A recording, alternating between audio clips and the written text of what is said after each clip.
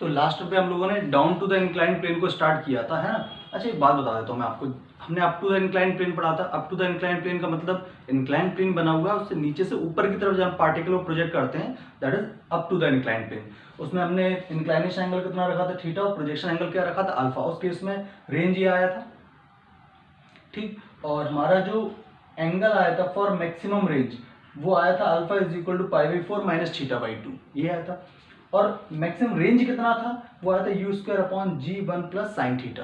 Clear है। था अगर हम down to the incline plane, जिन स्टूडेंट ने डेरिवेशन किया बहुत अच्छी बात है, बट मैं सच बताऊँ डेरिवेशन की बहुत ज़्यादा आपको ज़रूरत है नहीं, पड़ेगी भी नहीं कहीं पर, इसलिए इसको थोड़ा फील से मैं समझा दूँ। बाकी आपको अगर इसका सॉल्यूशन चाहिए हो तो मुझे बताना, मैं व्हाट्सएप कर दूँ, क्योंकि अननेसरी एक लेक्चर इसमें खराब हो जाएगा अपना। तो जब down to the incline plane पढ़ेंगे ना, जिसमें क्या होगा, ऐसे हमारा इंक्लाइन प्लेन है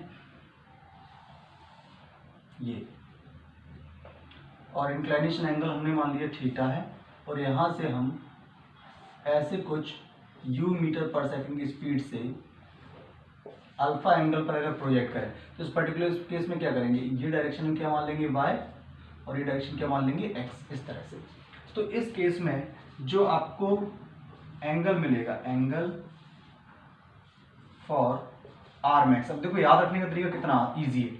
अगर ये पता है ना, तो क्या करना है, alpha will be equal to pi by 4, जहां माइनस आ रहा है ना वहां प्लस कर दो, प्लस का थीटा बाई 2, बस।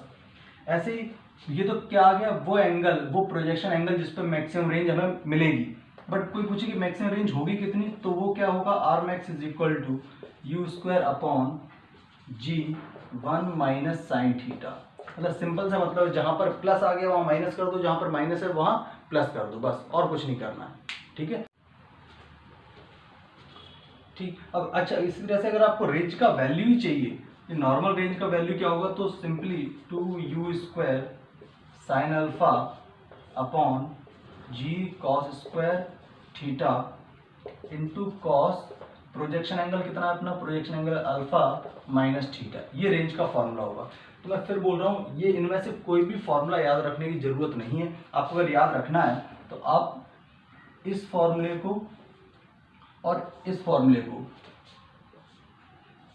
इनको याद कर लो, इनकी कोई जरूरत नहीं है, रेंज तो हम वैसे ही कैलकुलेट कर लेंगे, ठीक है। तो आप अच्छा इसमें भी क्या याद रखना है, यहाँ पर प्लस माइनस लगा लो, यहाँ पर भी प्लस माइनस लगा लो। तो अगर एक याद रख लिया ना, तो उसका जब भी, जैसे हमने मान लो up to the incline plane का लर्न कर लिया, तो हाँ समझ आएगा, alpha equal pi by 4 minus theta by 2 है, तो डाउन टू देख लीजिए क्या आ जाएगा, यहाँ पर प्लस आ जाएगा।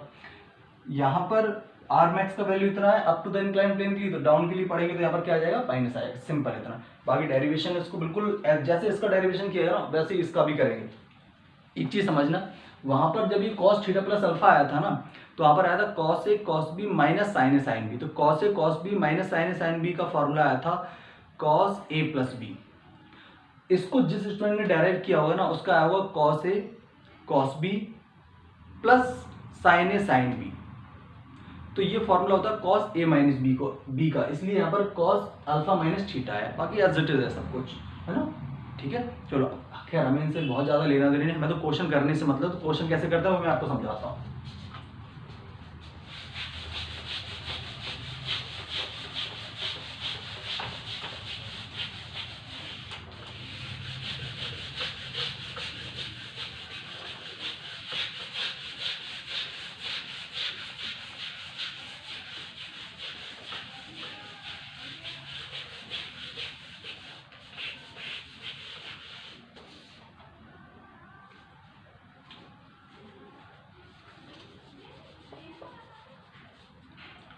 मान लो कि हमने एक क्वेश्चन बना लेते हैं,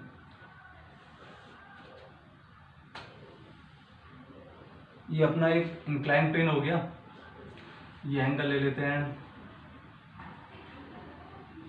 ऐसे हमने प्रोजेक्ट किया 50 मीटर पर सेकंड की स्पीड से, ये एंगल ले लो 53 डिग्री, और ये एंगल ले लेते हैं 37 डिग्री, ठीक है। अब क्या होगा, आप सब लोग जानते हो कि यहाँ पर हमने ऐसे प्रोजेक्ट किया, तो सबसे पहले क्या करना चाहिए, एक्सेलरेशन के, सबसे पहले तो आपको एक्सेलरेशन के कॉम्पोनेंट कर लेना चाहिए। तो अगर ये एंगल 37 है, तो आपको अब समझ में आने लगा होगा कि इधर की साइड जो ग्रेविटी का कॉम्पोनेंट आएगा परपेंडिकुलर टू इंक्लाइन प्लेन, वो क्या होगा g cos 37, मतलब g इंटू 4/5, मतलब 10 इंटू 4/5 वो हो गया 8, और 6 कहाँ आ जाएगा इस डायरेक्शन में 6, ये एक्सेलरेशन है, जाहिर सी बात है। इसके बाद स्पीड के कंपोनेंट कर लो, तो 50 का इधर कंपोनेंट क्या हो जाएगा 50 cos 53, मतलब 50 इंटू 3/5, 50 इंटू 3/5 हो गया 30, और इस इंक्लाइन प्लेन के परपेंडिकुलर डायरेक्शन कंपोनेंट क्या हो जाएगा,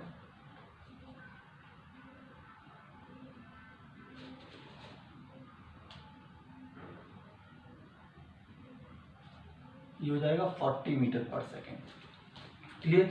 आपने क्या किया, इस डायरेक्शन को मान लिया पॉजिटिव x और इस डायरेक्शन को मान लिया पॉजिटिव y।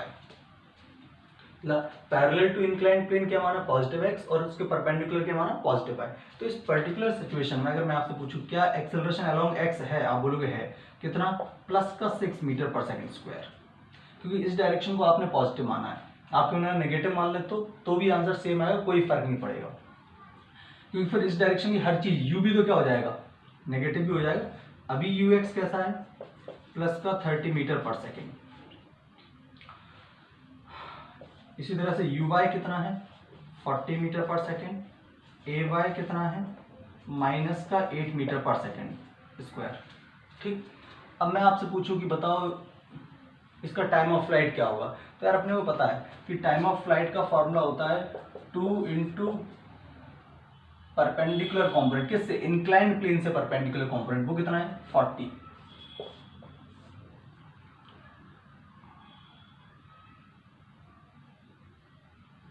उतना ही आ गया कि जितना पहले लिया था हमने,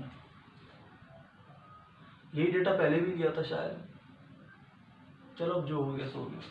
तो 2 इंटू 80 बाई ये हो गया 8, तो कितना सेकंड आ गया 10 सेकंड। ठीक है, ये अपना 10 सेकंड आ गया क्या टाइम ऑफ फ्लाइट। अच्छा बच्चे को मैंने सर मान लो टाइम ऑफ फ्लाइट का फॉर्मूला हमें नहीं याद रहा तो मैंने क्या सिखाया था, टाइम ऑफ फ्लाइट क्या चीज हुआ करती थी, जब पार्टिकल ऐसे मूव करता हुआ यहाँ वापस आएगा इंक्लाइन प्लेन पर, तो ये डायरेक्शन आपने क्या मानी है x और ये डायरेक्शन क्या मानी है y, तो डिस्प्लेसमेंट अलोंग y क्या हो जाता था 0।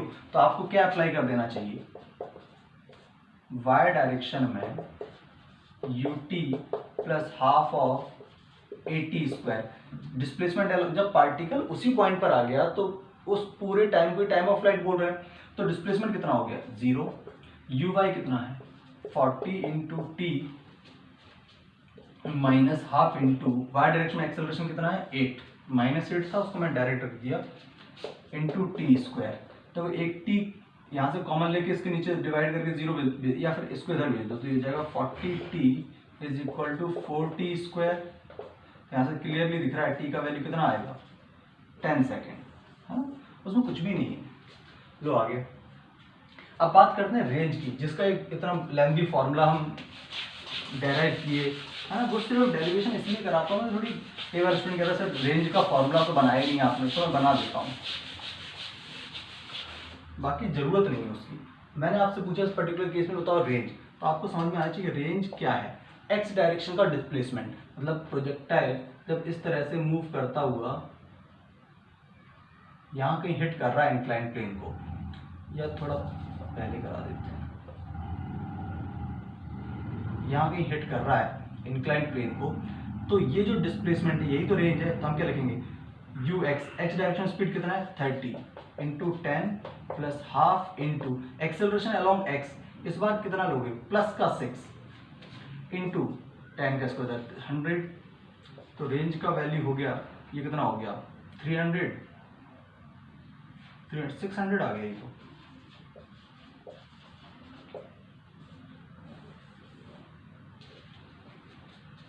कुछ गड़बड़ तो नहीं कर रहा हूँ मैं ना। Range is equal to u into t, x direction speed 30, time of flight कितना आया था 10 सेकेंड, 2 इंटू 40/8 10 सेकेंड आया था। ठीक है, हाफ एक्सेलरेशन कितना है इस डायरेक्शन 6 इंटू 10 का स्क्वायर 600 मतलब 100, तो ये हो गया 3 इंटू 100 300 300 600 परफेक्ट है। लो आगे रेंज, किसी फॉर्मूले की कोई जरूरत नहीं है। मान लो आपसे पूछ लिया बताओ जिस पॉइंट पे टकराया ना उस पॉइंट पर इंक्लाइंड प्लेन को कितनी स्पीड से और कितने एंगल पर हिट किया, तो हमने कहा ठीक है इस पॉइंट पे हिट किया ना, तो इस पॉइंट पर जब भी हिट करेगा जैसे भी करेगा उसके दो कंपोनेंट होंगे, कौन कौन से, एक तो Vx और एक Vy। तो x डायरेक्शन में आप क्या अप्लाई कर दोगे, ux plus a y, sorry v is equal to u plus a t. तो x में कर रहे हैं ना, क्या क्या कर रहे हैं, vx कैलकुलेट करना है, ux कितना था 30, ax कितना है 6 और टाइम कितना लगा 10 सेकेंड, तो आ गया 90 मीटर पर सेकेंड। मतलब जब पार्ट अच्छा प्लस का आया, इसका मतलब डायरेक्शन क्या होगी इस पॉइंट पर vx की, इधर की तरफ 90 मीटर पर सेकेंड।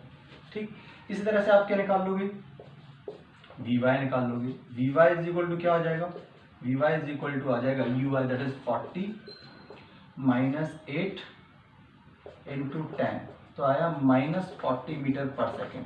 माइनस 40 आया, इसका मतलब किस डायरेक्शन में, इस बाय के इधर की डायरेक्शन, मतलब ऐसे कहीं।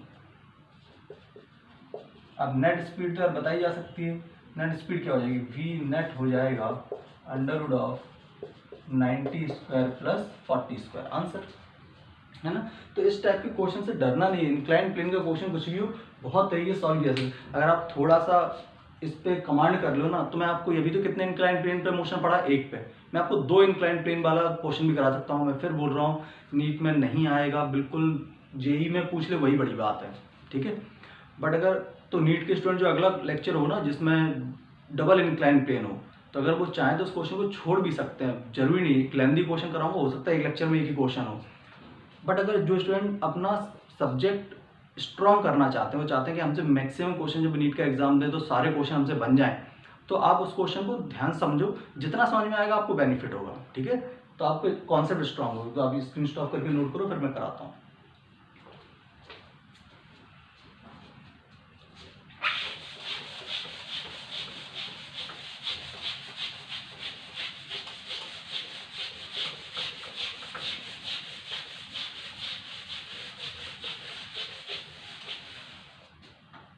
अच्छा, उससे पहले एक बात और बता दूँ, इंक्लाइन प्लेन पे जो क्वेश्चन है वो कैसा भी बन सकता है। जैसे एक क्वेश्चन आपको आपकी शीट में मिलेगा, कैसा क्वेश्चन मिलेगा, एक इंक्लाइन प्लेन बना हुआ है, या मैं आपको शीट का क्वेश्चन नंबर ही बता देता हूँ तो आपको वहाँ से हेल्प मिल जाएगी, है ना, डायग्राम समझने में भी।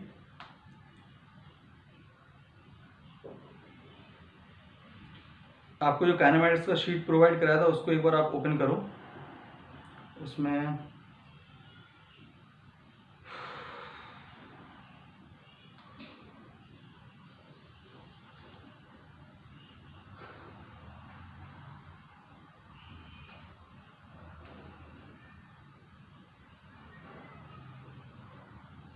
आप आओ पेज नंबर 17 पर, पेज नंबर 17 जैट सी बात है, एंड क्वेश्चन नंबर 25 को देखो। सभी लोग डायग्राम में यहाँ पर क्लियरली बनाऊंगा, है ना। अब उसमें आपसे पूछा गया है, a ball is projected on the smooth inclined plane in the direction perpendicular to the line of greatest slope with the velocity of 8 metre per second, find speed after 1 second. अभी क्वेश्चन देखने में tough लग रहा है बहुत easy. आप समझो incline plane कैसा बना हुआ है, ऐसे आपके सामने, आप समझो ये इंक्लाइन प्लेन बना हुआ है, और इसको पार्टिकल कैसे प्रोजेक्ट किया जा रहा है, इसके प्लेन के पैरेलल, मतलब इस डायरेक्शन में। ये ग्रेटेस्ट स्लोप जो है ना, इसके परपेंडिकुलर कहने का मतलब वो एस डायरेक्शन प्रोजेक्ट किया है, बस इतना ही समझाना चाह रहा है। तो आप एक बात लॉजिकली समझो कि अगर हमारा इंक्लाइन प्लेन ऐसे बना हुआ है, डायग्राम कुछ ऐसे बना हुआ है,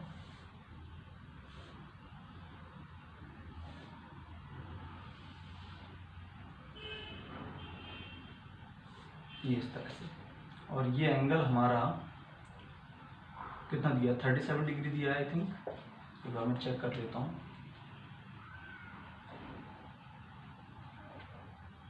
हाँ 37 दिया, और यहाँ पर हमने कितनी स्पीड से प्रोजेक्ट किया है, 8 मीटर पर सेकेंड स्पीड। अब इसे अगर फील कर लिया जाए ना तो बहुत ईजी है। इंक्लाइन प्लेन सब लोग समझते हैं, ये कैसा प्लेन है जो 37 डिग्री पर इंक्लाइंड है। तो मैंने अब इस क्वेश्चन को अगर डायरेक्टली सोचोगे ना बिना इमेजिनेशन के, तो होगा ही नहीं आपसे। और जिसने इमेजिन कर लिया इसको, उसके लिए 2 लाइन का क्वेश्चन, अभी देखो मैं 2 लाइन में करके दिखाऊंगा, आपको समझ आ गया। इंक्लाइन प्लेन ऐसे है और उस पर पार्टिकल को फेंका इस तरह से, तो हमने कहा वो सब छोड़ो, पहले इंक्लाइन प्लेन ऐसे है तो इसका इधर कॉम्पोनेंट क्या हुआ, ग्रेविटी का। अगर मैं इस इंक्लाइन प्लेन को ऐसे बना दूं तो इसका इधर कॉम्पोनेंट बहुत अच्छे से आपको समझ में आता है कि tan cos 37 मतलब 8 होगा। और इसके अलोंग होगा 6 मीटर पर सेकंड स्क्वायर। खुद सोचो ये कैसा कंपोनेंट है, इंक्लाइंड प्लेन के परपेंडिकुलर। मैं और थोड़ा सा क्लैरिटी समझाता हूं आपको। ये इंक्लाइंड प्लेन था, पार्टिकल को ऐसे फेंका इस तरह से, पार्टिकल ऐसे जा रहा है आपकी तरफ और ये इंक्लाइंड प्लेन ऐसे है। इसके दो कंपोनेंट हैं, एक तो इधर और दूसरा कंपोनेंट है इस प्लेन के परपेंडिकुलर। क्लियर है, समझ आया आपको? एक बात आप कॉन्सेप्चुअली अपने नोटबुक में नोट कर लो कि अगर मैं आपसे पूछूं स्पीड इधर है इस डायरेक्शन और एक्सेलरेशन 90 डिग्री पर है, तो ये एक्सेलरेशन इस स्पीड को कभी चेंज नहीं कर सकता। बस अगर सर एक्सेलरेशन, आपने तो ये सिखाया कि स्पीड को अगर चेंज कराना तो एक्सेलरेशन होना चाहिए, बिल्कुल सही बात है। बट अगर स्पीड इधर है तो एक्सेलरेशन भी इधर हो तो स्पीड बढ़ेगी, अगर स्पीड इधर है एक्सेलरेशन इधर हो तो स्पीड कम होगी। मैं कह रहा हूँ स्पीड इधर है, ध्यान से ना, स्पीड इधर है और एक्सेलरेशन ऐसे है टेढ़ा, और उसके दो कंपोनेंट हो जाएंगे। कौन कौन से? एक कंपोनेंट इधर आ जाएगा, एक कंपोनेंट इधर आ जाएगा। तो ऐसे समझो आप, अच्छा कॉन्सेप्ट इसको समझ लो। यहीं पर उनका स्पीड इधर है और एक्सेलरेशन इधर है, ऐसे ये एक्सेलरेशन है ये स्पीड है। तो इस स्पीड एक्सेलरेशन के दो कंपोनेंट हो जाएंगे, एक तो आएगा इसकी तरफ, मान लो ये एंगल 30 डिग्री है तो इधर क्या हो जाएगा a cos 30 और इधर हो जाएगा a sin 30। तो एक बात अच्छे से आप समझ लो कि जब भी एक्सेलरेशन, ये एक्सेलरेशन का कंपोनेंट इस स्पीड के परपेंडिकुलर डायरेक्शन में देखो है, तो ये एक्सेलरेशन स्पीड को चेंज नहीं कर सकता, कभी नहीं करेगा। बट ये स्पीड के अलोंग है तो ये स्पीड को क्या कर देगा, इंक्रीज कर देगा। पर सोचो अगर ऐसी सिचुएशन हो कि एक्सेलरेशन है, सॉरी स्पीड है इधर और एक्सेलरेशन ऐसे है, तो मैं आपको बताऊं ये एक्सेलरेशन इस स्पीड पर कोई चेंज नहीं ला पाएगा। तो अभी बात अच्छे से नोट कर लो कि अगर एक्सेलरेशन स्पीड से परपेंडिकुलर है तो वो एक्सेलरेशन स्पीड की वैल्यू में कोई चेंजेस नहीं ला सकता। Got my point? Okay, it's a very good point, इसको नोट कर लो, आगे भी काम आएगा।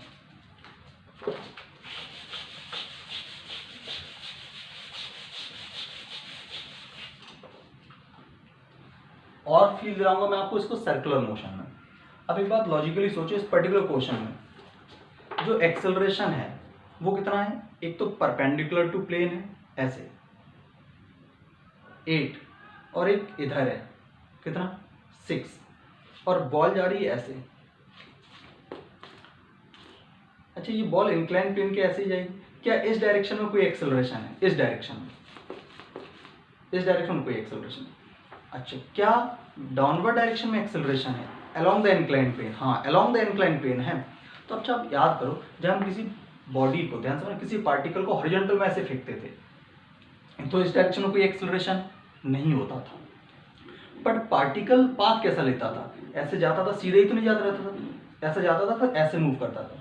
क्यों? क्योंकि डाउनवर्ड डायरेक्शन में एक्सेलरेशन है। ऐसे ही इस इंक्लाइंड प्लेन में किस डायरेक्शन में एक्सेलरेशन है?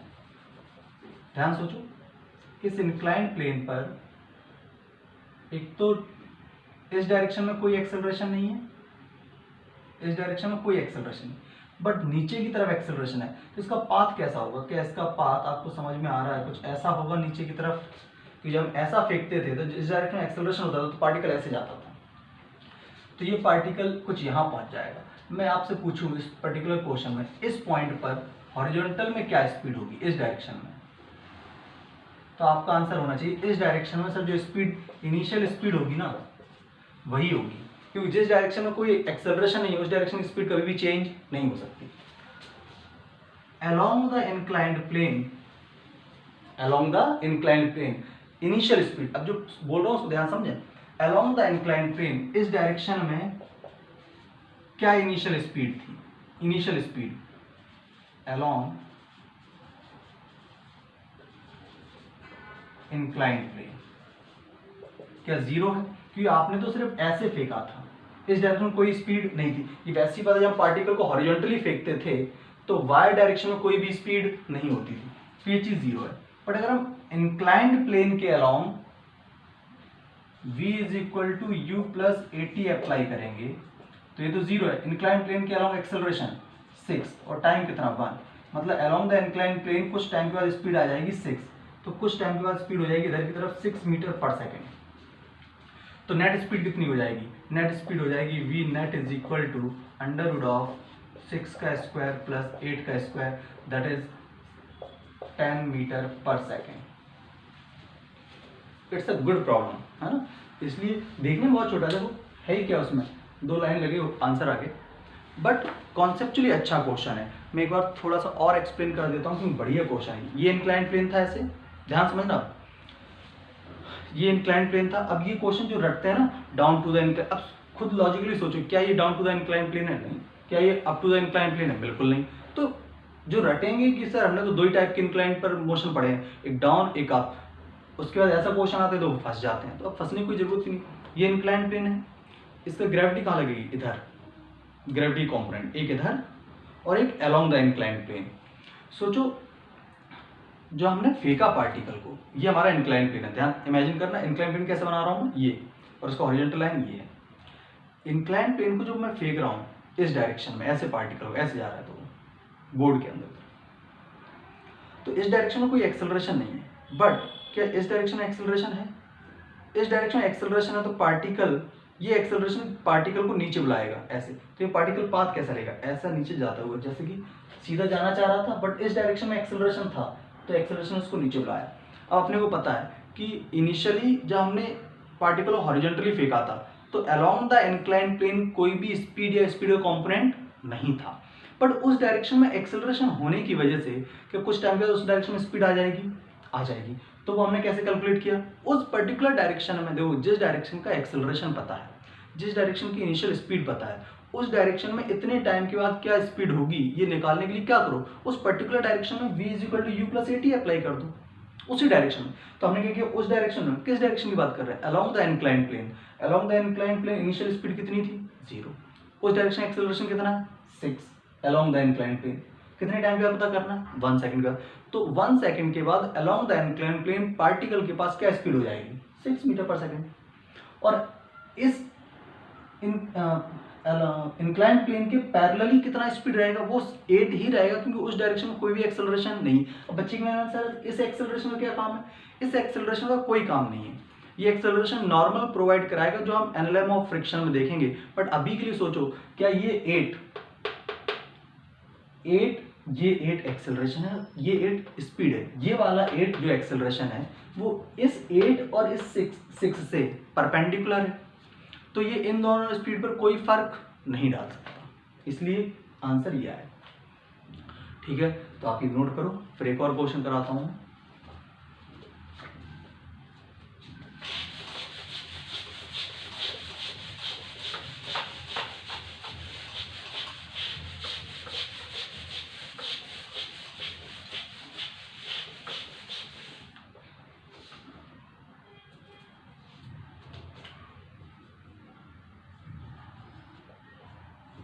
चलो शीट के एक और क्वेश्चन आपको मिलेगा उसमें, वो भी करा ही देता हूँ, है ना, बढ़िया क्वेश्चन है, ये तो हो जाना चाहिए वैसे आपसे। जैसे क्वेश्चन नंबर 26 देखो आप, इसी का, find the range of the projectile on the inclined plane which is perpendicular to the velocity of 20 metre per second. 20 metre per second से फेंका है 26 का आंसर और देख लेते हैं, है ना, लास्ट में 75 मीटर दिया हुआ है। और क्वेश्चन क्या था, कितनी स्पीड से फेंका था, कहाँ गया क्वेश्चन 20 से फेंका 37 डिग्री, याद रखना आंसर है 75 मीटर, है ना, बार बार कौन चेक करेगा। क्वेश्चन नंबर 26 क्या बोला गया क्वेश्चन में? ऐसा इंक्लाइंड प्लेन है, ये परपेंडिकुलर टू इंक्लाइंड प्लेन। बच्चे कहते हैं सर आपने तो किसी एंगल पे सिखाया, अरे अल्फा 90 डिग्री हो गया, उसमें क्या है, ये एंगल कितना है 37 डिग्री, ये कितना दिया हुआ है 20 मीटर पर सेकंड। अब देखना रेंज पूछा है, कितनी जल्दी निकल के आएगी 2 लाइन में।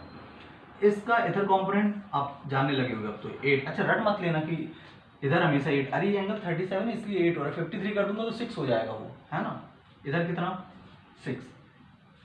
रेंज क्या चीज सिखाई थी जब इसको, अच्छा जब भी down to the incline plane हम क्या करते थे, इधर क्या मानते थे y और इधर क्या मानते थे x। मैं आपसे पूछूं इनिशियली पार्टिकल को किस डायरेक्शन में फेंका गया है, वाई डायरेक्शन में, तो इनिशियली पार्टिकल का एक्स डायरेक्शन में क्या स्पीड है, 0। अरे जब मैं किसी भी पार्टिकल को वाई डायरेक्शन में फेंक रहा हूं, अगर मैं ऐसा टेढ़ा फेंकता हूं तो उसके दो कंपोनेंट होते हैं, एक इधर और एक इधर। इधर वाला जो कंपोनेंट होता है वो एक्स के अलोंग, बट इधर वाला कंपोनेंट वाई के अलोंग। अब मैं अगर पार्टिकल को वाई के अलोंग ही फेंक रहा हूं तो एक्स के अलोंग कंपोनेंट क्या होगा, 0 बचेगा। सर इसका भी तो कंपोनेंट ले सकते हैं इधर, आप इसका y का इधर 90 डिग्री पे कंपोनेंट दोगे तो cos 90 आएगा, वो 0 हो जाएगा, है ना। कई लोग कह रहे हैं क्या बोल रहा है, समझ नहीं आ रहा है।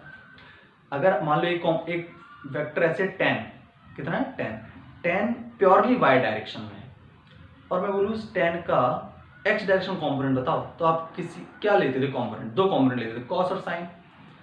तो आप क्या रखोगे, tan cos 90। अब cos 90 तो 0 होता है, तो जो वेक्टर प्योरली y के अलोंग है उसका उसके 90 डिग्री पे कंपोनेंट लेने जाओगे तो वो 0 ही आने वाला है। सोचो रेंज क्या चीज होती थी, एक्स डायरेक्शन में एक्सेलरेशन है क्या, हाँ है 6 प्लस का लगा दो s = ut + half a t square, तो जो डिस्प्लेसमेंट आएगा वही रेंज होगा, ये चीज तो 0 हो गई, तो क्या आएगा ½ × 6 × अब चाहिए तुम्हें क्या, टाइम।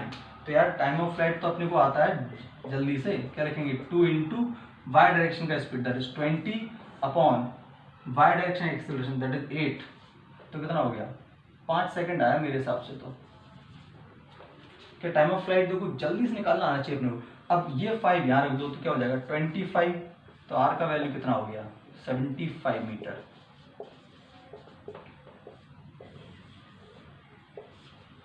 आंसर क्लियर है ना। अब बताओ इस इंक्लाइन प्लेन के मोशन में ऐसा कौन सा टफ कॉल था जो नहीं आएगा, है ना। लोग फालतू डराते हैं इंक्लाइन प्लेन में मोशन टफ होता है, कुछ भी टफ नहीं है, अगर लॉजिकली लगाया तो जल्दी से जल्दी आंसर आ सकते हैं, ठीक है। तो आप स्क्रीन शॉट पर से नोट करो, फिर आगे बढ़ते हैं।